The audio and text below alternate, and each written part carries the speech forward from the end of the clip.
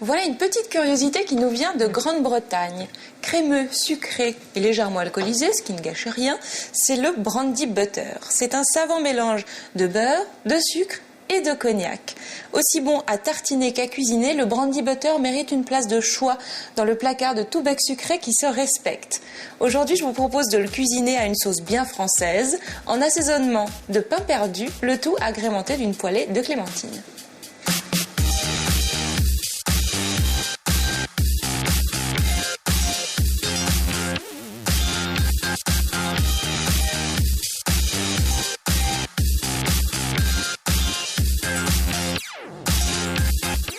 Pour préparer mon pain perdu au brandy butter, premier ingrédient, du pain, de préférence de la veille, c'est meilleur pour faire du pain perdu.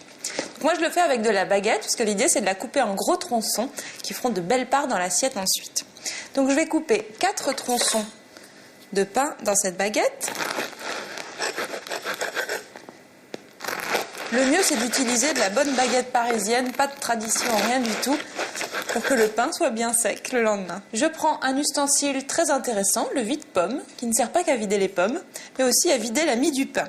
Je peux faire un petit trou à l'intérieur et vider une partie de la mie. Alors ça ne représente pas beaucoup de mie, hop, juste un petit bouchon, et c'est ce qui va suffire à garnir le pain au brandy butter. C'est un petit peu le même principe que pour faire des hot dogs en fait, hein. Donc le pain perdu, c'est très français, mais ça n'est pas que français. On en mange dans toutes sortes de pays. Au Canada, évidemment, on l'appelle le pain doré. Il a toutes sortes de jolis noms comme ça dans différentes régions. En Angleterre, par exemple, on l'appelle le French toast. Donc ici, l'Angleterre rentre contre la France. Brandy butter contre French toast. La mie, je m'en débarrasse. Et je vais préparer le lait aromatisé qui va me servir à tremper mon pain perdu. Alors, il me faut des œufs, 2 œufs pour une baguette,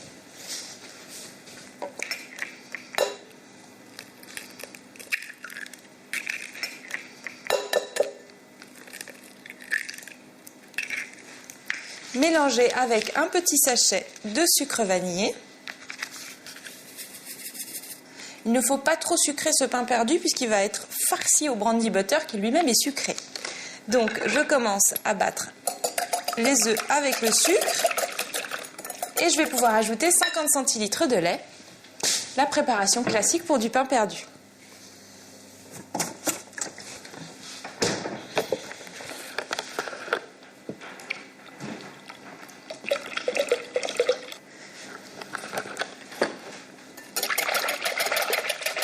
On mélange bien.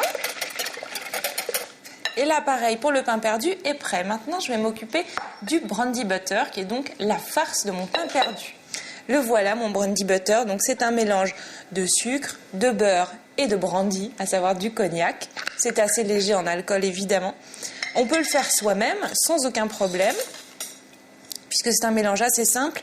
Mais c'est vrai que celui qu'on achète en pot, il a cette texture mousseuse que je trouve extraordinaire et il a le goût de l'Angleterre, vraiment. Donc je vais vider mon petit pot.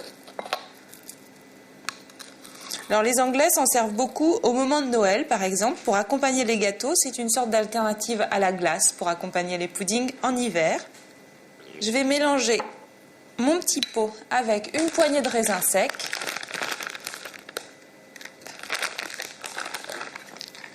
Voilà. Et je vais utiliser une poche à douille pour garnir mes petits tronçons de pain avant de les tremper dans la préparation au lait et aux œufs. Donc c'est quand même surtout du beurre. Une fois qu'on a ouvert le pot, moi en l'occurrence j'utilise tout, c'est plus simple. Et sinon ça se conserve au réfrigérateur. Alors le brandy butter, qui veut donc dire beurre au cognac, fut un temps où on a cru qu'il allait perdre son joli nom de brandy butter à cause d'une législation sur le beurre justement qui obligeait tout produit qui contient moins de 70% de beurre à ne plus s'appeler du beurre. Or le brandy butter contient un peu moins de 70% de beurre puisqu'il y a aussi du sucre et du brandy. Mais il y a une exception qui a été faite dans la loi européenne. Oui, il méritait bien ça, le brandy butter, qui fait qu'il peut toujours s'appeler beurre. C'est plus belle histoire. Sinon, il se serait appelé spreadable fat, ce qui veut dire graisse étalable. C'est quand même beaucoup moins appétissant. Donc, je vais remplir mes petits tronçons de pain. Hop là. Et alors, en cuisant, le beurre va fondre et rentrer à l'intérieur de la mie du pain, imbiber le tout de tous ces bons parfums. Donc là, j'ai garni 2 petits tronçons de pain et je vais maintenant les passer dans le lait sucré mélangé aux œufs.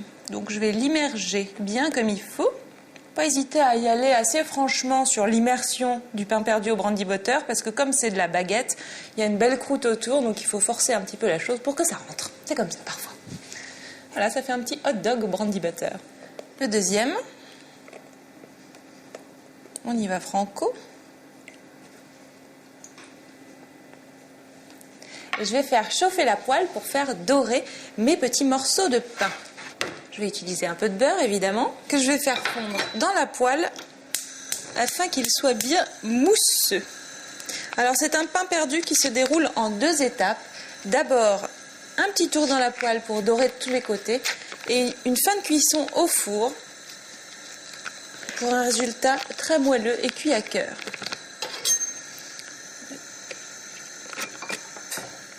« 20 g de beurre à peu près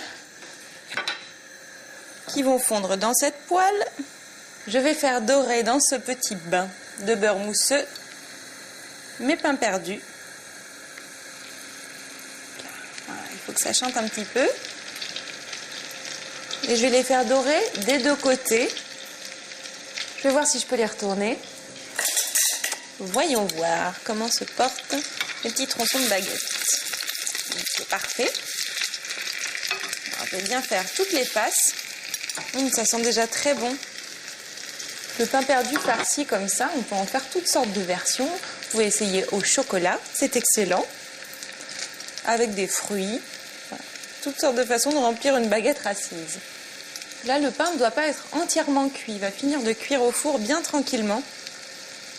Bon voilà, c'est bien doré sur les 2 faces. Et je vais débarrasser donc mes petits pains qui sont à moitié perdus pour le moment. C'est parti donc pour un petit quart d'heure dans le four que j'ai préchauffé à 180 degrés, évidemment. Je me débarrasse de cette poêle dont je n'ai plus besoin. Et je vais passer à ce qui va accompagner mon pain perdu, c'est-à-dire des clémentines que je vais poêler pour qu'elles caramélisent légèrement. Et un peu d'orange, du zeste et du jus pour agrémenter tout ça. Donc je vais peler 2-3 clémentines. Je vais les couper. Je vais prendre ce très gros couteau pour mes toutes petites clémentines. Et je vais les couper en grosses tranches.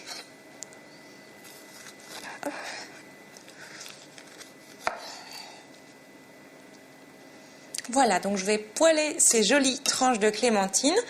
Je vais faire chauffer la poêle avec un peu de miel pour le côté légèrement caramélisé. Ouf. On va mettre une bonne cuillerée à soupe.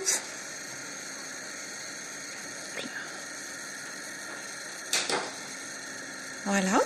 Et je vais y déposer directement les grosses rondelles de clémentine.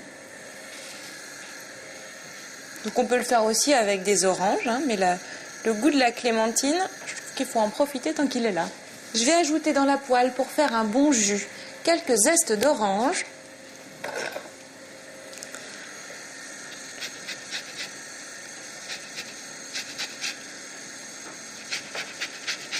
Voilà, le zeste d'une demi-orange à peu près. Également le jus de la demi-orange. Simplement presser au-dessus de la poêle, ça va faire un jus un petit peu caramélisé et doré qui s'accordera parfaitement avec le pain perdu au brandy butter. Tout ce qui est orange, agrumes va bien avec le pain perdu, également avec le cognac. Une petite touche de cannelle.